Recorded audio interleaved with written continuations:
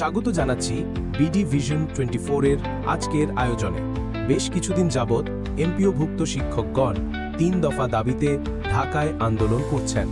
এর প্রেক্ষিতে আজ ধাপে ধাপে আন্দোলনের মর্ম তুলে ধরার চেষ্টা করব। বর্তমান এমপিওভুক্ত শিক্ষকরা দেশের অন্যতম অবহেলিত ও মানবেতর জীবনযাপন করছেন।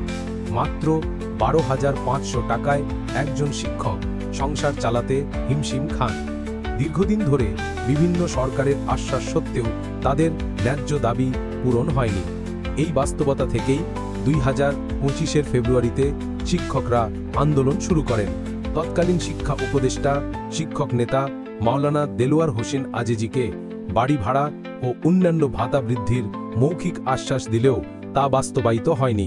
পরবর্তীতে বাজেটে শিক্ষা খাতে অতিরিক্ত 3,000 কোটি টাকা বরাদ্দ দেওয়া হলেও শিক্ষকদের দাবি উপেক্ষিত থাকে। নতুন শিক্ষা উপদেষ্টা অধ্যাপক ডক্টর CR আবরার দায়িত্ব নেওয়ার পর পুনরায় আলোচনায় বসেন শিক্ষক নেতারা। তিনি 20% বাড়ি ভাড়া বৃদ্ধির আশ্বাস দেন এবং 2 মাসের মধ্যে পদক্ষেপ নেওয়ার প্রতিশ্রুতি দেন। কিন্তু কোনো অগ্রগতি না হওয়ায় 12 অক্টোবর থেকে শিক্ষকরা পুনরায় আন্দোলন শুরু করেন তাদের 3 দফা দাবিতে। 20% বাড়ি ভাড়া বৃদ্ধি, 1,500 টাকা চিকিৎসা ভাতা ও কর্মচারীদের 75% উৎসব ভাতা। পরিস্থিতি উত্তপ্ত হয়ে ওঠে যখন অর্থ মন্ত্রণালয় মাত্র 500 টাকা বাড়ি ভাড়া বৃদ্ধির প্রজ্ঞাপন জারি করে।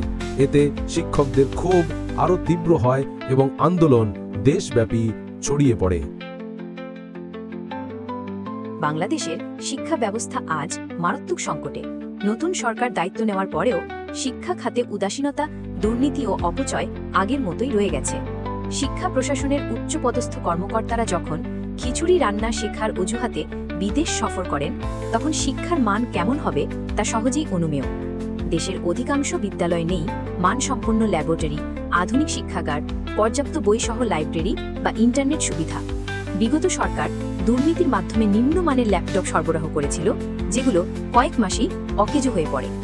এই অবস্থায় শিক্ষকরা আধুনিক শিক্ষাদান বা গবেষণার সুযোগ পান না। একজন এমপিওভুক্ত এন্ট্রি লেভেল শিক্ষক মাত্র 12,500 টাকা মূল বেতন, 1,000 টাকা বাড়ি ভাড়া ও 500 টাকা চিকিৎসা ভাতা পেয়ে মোট 14,000 টাকা পান। 2025 সালে যখন 1 কেজি চালের দাম 70 টাকা, তখন এই বেতনে একজন শিক্ষক কিভাবে সংসার চালাবেন? 1,000 টাকায় কোনো শহরে বাসা ভাড়া পাওয়া তো অসম্ভব। ফলে শিক্ষকরা আজ চরম আর্থিক কষ্টে জীবনযাপন করছেন। স্বাধীনতার 54 বছর পরেও মাধ্যমিক শিক্ষা বেসরকারি খাতে রয়ে গেছে। 2013 সালে সরকার 26,000 প্রাথমিক বিদ্যালয় জাতীয়করণ করলেও 2025 সালেও মাধ্যমিক স্তর জাতীয়করণের উদ্যোগ দেখা যায়নি। প্রশ্ন উঠছে, এটা কি সরকারের অক্ষমতা নাকি উদাসীনতা? আসলে মাধ্যমিক শিক্ষা জাতীয়করণ করা অনেক সহজ, কারণ সরকার ইতিমধ্যেই শিক্ষকদের অধিকাংশ বেতন দিচ্ছে। সামান্য বাজেট ভিত্তি করলেই জাতীয়করণ সম্ভব। তাছাড়া প্রতিটি বিদ্যালয়ের নিজস্ব আয়ের উৎস ও ফান্ড রয়েছে, যা সরকার গ্রহণ করলে প্রক্রিয়াটি আরও সহজ হবে। জাতীয়করণ হলে উপকৃত হবে শিক্ষার্থী ও সাধারণ মানুষ। গ্রামের শিক্ষার্থীদের ফি কমবে আর যোগ্য শিক্ষকরা গ্রামাঞ্চলে শিক্ষা দিতে আগ্রহী হবে। এতে দেশের শিক্ষা ব্যবস্থায় এক মৌলিক পরিবর্তন আসবে।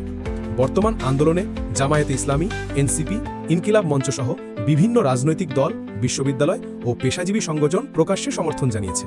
এতে আন্দোলন আরও বেগবান হচ্ছে। যদিও কিছু অবসরপ্রাপ্ত শিক্ষক আন্দোলনের বিরোধিতা করছেন, তা নিয়ে শিক্ষক সমাজে হাস্যরাশির সৃষ্টি হয়েছে। এখন সরকারের উচিত মানবিক ও বাস্তবসম্মত সিদ্ধান্ত নিয়ে শিক্ষকদের দাবি পূরণ করা। মাত্র 3,000 কোটি টাকার অতিরিক্ত বাজেট থেকেই এই সমস্যার সমাধান সম্ভব। কিন্তু সরকার যদি দমন নীতিতে যায়, তবে এই আন্দোলন সারা দেশে ব্যাপক আকারে বিস্তার লাভ করতে পারে। নিয়মিত আপডেট পেতে চ্যানেলটি সাবস্ক্রাইব করুন এবং নোটিফিকেশন বাটন অন করে রাখুন।